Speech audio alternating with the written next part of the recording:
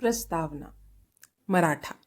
मराठा वे लोग हैं जो भारत के त्रिकोणीय प्रांत महाराष्ट्र में रहते हैं, जिसका आधार दमन से करवार तक समुद्र तट पर स्थित है और शीर्ष नागपुर तक अंतर्देशीय है। यह क्षेत्र उत्तर से दक्षिण तक पहाड़ों की एक श्रृंखला पश्चिमी घाट द्वारा विभाजित है। इन पहाड़ों के पश्चिम में देश निचला, उपजाऊ और नम है। पूर्व में यह सूखा और काफी हद तक बंजर है।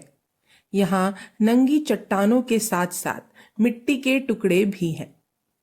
मराठा शक्ति का निर्माण करने वाले उन कुलों का असली घर देश में घाटों की पूर्वी छाया के ठीक नीचे है, जो विशाल पहाड़ियों की चोटियों से घिरी संकरी घाटियां हैं।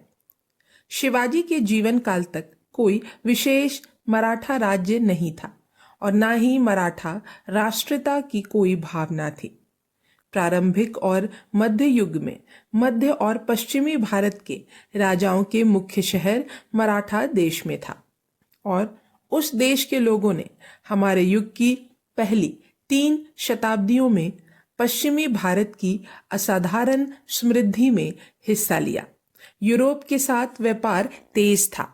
सभी तटीय शहरों में यूनानी व्यापारी थे और स्थानीय राजकुमारों के दरबार में यूनानी भाड़े के सैनिक थे।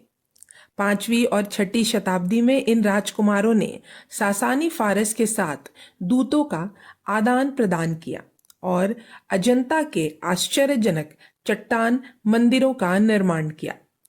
लेकिन दरबारों और व्यापारिक केंद्रों के महानगरीय माहौल से दूर मराठा लोगों का चरित्र उस समय भी वैसा ही था जैसे आज है या शिवाजी के समय में था। 7वीं शताब्दी के एक चीनी अंगुतक ने इनका वर्णन इस प्रकार किया। उनका व्यवहार सरल और ईमानदार है। वे गर्वान्वित और संकोची हैं। यदि कोई उनके प्रति दयालु है तो वह उनके प्रति कृतज्ञता के बारे में सुनिश्चित हो सकता है, लेकिन यदि कोई उन्हें चोट पहुंचाता है तो वे उसका बदला लेंगे। वे अपमान को मिटाने के लिए अपने जीवन को जोखिम में डाल देंगे। यदि कोई संकट में उनसे अपील करता है तो वे मदद करने की व्याकुलता में अपने बारे में सब कुछ भूल जाएंगे। भले ही उन्हें किसी अपमान का बदला लेना हो, वे अपने दुश्मन को चेतावनी देने से कभी नहीं चूकते। युद्ध में यदि वे भगोड़ों का पीछा करते हैं तो वे हमेशा उन सभी को छोड़ देते हैं जो आत्मसमर्पण कर देते हैं। ये लोग अध्ययन से प्यार करते हैं और उनके बीच कई विधर्मीय लोग हैं। इस अंगुतक के घर लौटने के कुछ समय बाद ही इराक से एक अरब राजकुमार ने सिंधु नदी पर सेना का नेतृत्व किया और 720 में निचले सिंधु प्रांत का बगदाद के खिलाफत में मिला लिया। यह मुसलमानों की अग्रिम कार्रवाई की पहली किश्त थी। उत्तर के हिंदू राज्य एक एक करके कम हो गए। भारत का आकार इतना बड़ा था कि विभिन्न राज्यों का पायस द्वितीय के समय में यूरोपीय देशों की तुलना में मुसलमान आक्रमणकारी के खिलाफ एकजुट होना और भी कठिन लगा।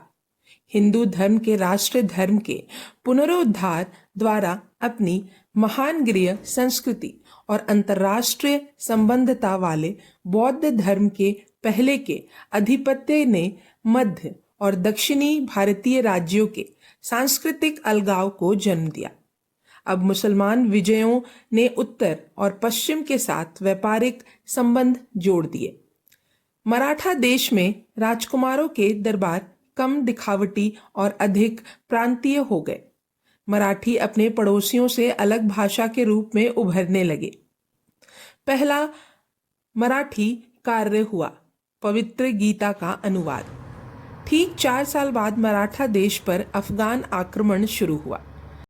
यदि मुसलमान विजय ने मराठा राज्य के उदय को धीमा कर दिया तो इसने मराठा लोगों को उनके धर्म के प्रति लगाव में एकजुट कर दिया, जो स्थानीय संतों, कृष्ण के अनुयायियों और अनुशासन और बलिदान के माध्यम से मोक्ष के उपदेशकों के पंथ के इर्द गिर्द केंद्रित होने लगा। मराठा देश के इस धर्म का भारत के कुछ हिस्सों ने सनकी और साइबेलिक पंथों से बहुत कम समानता है, जिसके बारे में विदेशी आलोचकों ने बहुत कुछ कहा है। इतना पुण्यपूर्ण आक्रोश व्यर्थ नहीं गया। ना ही वे हिंदू धर्म की विशेषता है, ना ही अपरिहार्य है। वे उस धर्म के आकलन के लिए उतने ही प्रासंगिक हैं जितने कि यूनानियों के धर्म के आकलन के लिए कोरिन्थ के मंदिर स्थितियां। हिंदू धर्म पुरातन संस्कृति के महान धर्म के अंतिम बची हुई शाखा है, जो सुमेरिया, मिस्र और क्रीट के माध्यम से पश्चिमी दुनिया का पूर्वज था। जबकि पश्चिमी में आर्य बर्बर लोगों के आक्रमण ने जंगल और गुफा के देवताओं के स्थान पर आकाश देवताओं और नायक देवताओं द्वारा पुरातन धर्म के संतुलन को बिगाड़ दिया। भारत में आर्य प्रभाव क्षणिक था। यदि भारतीय महाकाव्यों की दुनिया होमर के समान है, तो आज एक सुनसान गांव की हवा एक बार फिर सिंधु सभ्यता के शहरों की तरह है। प्रकृति की वही भावना, प्रतिभा की पूजा, सांप की पूजा और प्रजनन बुत, शांतिपूर्ण भाग्यवाद, महिलाओं के लिए अपार सम्मान। हमें यह याद रखना चाहिए कि राजपूतों की सामंती वीरता, आर्य आदर्श या मैदानों से नई कुल परंपराओं से प्रभावित समृद्ध दरबारों के मुखौटों के पीछे हिंदू गांव का शांत गहन जीवन हड़प्पा से लेकर अब तक एक अखंड परंपरा में जारी रहा। मराठा, मंगोल, अरब और तुर्क द्वारा अपने वर्चस्व से प्रतिक्रिया करते हुए अचानक एक सैन्य लोगों के रूप में उभरे, लेकिन उन्होंने अपनी ताकत गहरी आधारित परंपराओं की निरंतरता और एक निश्चित दृढ़ता से प्राप्त की। चरित्र जो आश्चर्यजनक रूप से अपरिवर्तित रहा है। 7वीं शताब्दी में एक चीनी आंगुतक का ऊपर उद्धृत वर्णन आज के अंग्रेजी आंगुतक का वर्णन हो सकता है। दरअसल अंग्रेज और मराठा में अक्सर एक दूसरे के प्रति गहरी सहानुभूति देखने को मिलती है। 18वीं शताब्दी के सदी के अंत और 19वीं सदी की शुरुआत में भारत पर नियंत्रण के लिए लड़ाई मुख्य रूप से इन दोनों लोगों के बीच थी। मराठा शक्ति को तोड़ने के लिए 3 युद्धों की आवश्यकता थी। फिर भी आप उन युद्धों में विजेता के खिलाफ मराठों के बीच कम आक्रोश और कटुता पाते हैं, जितना शायद भारत के किसी भी अन्य लोगों के बीच। महान युद्ध में मराठा राजकुमारों और मराठा सैनिकों की सेवाओं से इसका कुछ प्रमाण मिलता है। जब आप मराठा पहाड़ियों में घूम रहे होते हैं, तो आप किसी छोटे से गांव में युद्ध स्मारक पर नजर डालते हैं और यह पढ़ना दिल को छू लेने वाला है कि मान लीजिए उस गांव में 11 आदमी गए। शायद इतनी छोटी जगह की आपको आश्चर्य हो कि वह इतने सारे सक्षम लोगों को सेना में भेज सकता है इराक में सेवा करने के लिए। इन गांव के कई लड़के कूट में थे। बहुत कम लोग एक बार बंदी बनाए जाने के बाद वापस लौटे या फिर उनके बारे में सुना गया। साफ सुथरे युद्ध करने वाले तुर्क ने इसका ध्यान रखा। मराठा आमतौर पर गहरे रंग के होते हैं और उनका शरीर मजबूत कांस्य रंग का होता है। उनका शरीर चौकोर और मजबूत होता है। वे आज भी अपने गांवों में वही पोशाक पहनते हैं जो उनके पूर्वज 1 या 2 सदी पहले पहनते थे।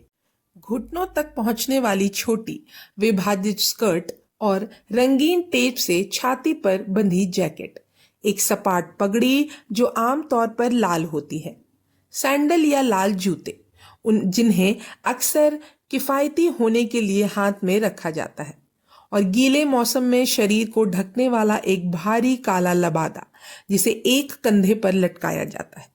वे सफाई के मामले में बहुत सख्त होते हैं और अपने घरों की व्यवस्थित साफ सफाई, अच्छी तरह से साफ किया गया फर्श, ताज़ा प्लास्टर की गई दीवारों और रसोई में पॉलिश किए गए पीतल के बर्तनों की कतार पर गर्व करते हैं।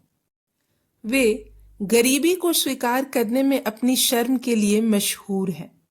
एक मराठा जिसके पास सिर्फ 1 पैसा बचा है, वह अपनी उंगलियों पर मक्खन लगाने के लिए उसे खर्च कर देगा और फिर अपने घर के दरवाजे पर बैठकर अपने पड़ोसियों को यह आभास देने के लिए हाथ धोएगा कि उसने अभी अभी शानदार भोजन किया है। उनकी महिलाएं बोलने में स्वतंत्र और विशेष रूप से मुखर होती हैं। पर्दा प्रथा उनमें अज्ञात है। वास्तव में मराठा महिलाएं अपने साहस और सहनशीलता तथा अपनी अनोखी तीखी बुद्धि के लिए प्रसिद्ध है। वह किसी अजनबी या विदेशी से भी आसानी से बात कर लेती है, लेकिन उसे सावधान रहना चाहिए कि वह उस पर अपनी बुद्धि का इस्तेमाल ना करे। जबकि उसके पुरुष चारों ओर खड़े होकर खुशी से झूम रहे हों। साथ ही वह किसी भी तीखी प्रतिक्रिया पर नाराज नहीं होगी, और जब हंसी उसके खिलाफ हो तो वह भी किसी और की तरह मजाक का मजा लेगी। वह शायद ही कभी आकर्षक सुंदरता वाली होती है, लेकिन उनका शरीर कभी कभी असाधारण लालित्य और समरूपता वाला होता है। लंबी मराठा साड़ी, जिसे पारंपरिक देखभाल के साथ मोड़ा और पहना जाता है, एक तनाग्रे मूर्ति के चिटोन की सुंदरता के साथ गिरती है। मराठा गांव-गांव के मंदिर के इर्द गिर्द केंद्रित है। अक्सर चांदी भूरे रंग के पीपल के पेड़ों से छायांकित एक पुराना बारीक नकाशीदार मंदिर होता है। घर आमतौर पर एक मंजिल के होते हैं। छतें या तो छप्पर की होती हैं या लाल भूरे रंग की टाइलों की लहर में एक शैलेट की छतों की तरह खड़ी होती है। खिड़कियां, बालकोनियां और दरवाजों की लकड़ी का काम अक्सर सरलता से और कभी-कभी खूबसूरती से उकेरा जाता है। एक अमीर आदमी के घर की दीवारों पर पेंटिंग हो सकती है। एक पीला कोबरा, एक नीला हाथी या युवा कृष्ण अपनी बांसुरी बजाते हुए। दिन के अधिकांश समय पुरुष खेतों में काम करते रहेंगे और प्रांगण में इकट्ठा होते ही हुक्का पीते हैं और मुट्ठी भर इलायची के बीज चबाते हैं।